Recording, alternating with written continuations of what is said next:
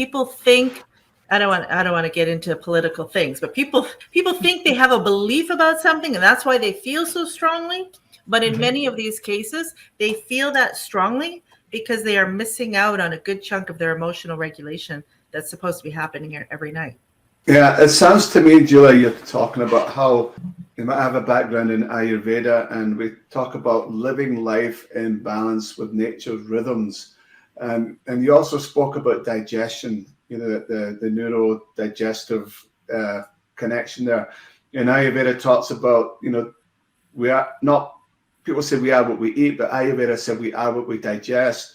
And digestion is really the ability to take in energy and information and eliminate that which you don't need, which you were referring to there, but also living in balance with nature's rhythms. And Tarun and I were discussing this last night about how we've gotten away from living in harmony with nature. Years ago, people were up and at work, before 6 o'clock. Mm-hmm. They'd eat their large meal at lunchtime and they'd be in bed by 10 o'clock at night.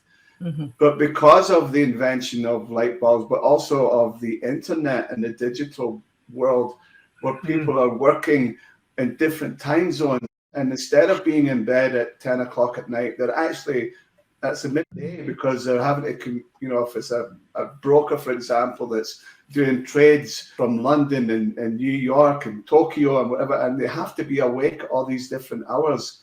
And so, yeah, maybe they're making, lots of money in the process, but as you said, at what cost? At what cost? And yeah.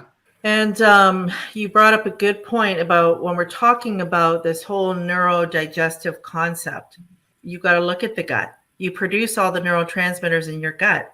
So if you're not eliminating, you won't have the neurotransmitters that help you to get to sleep.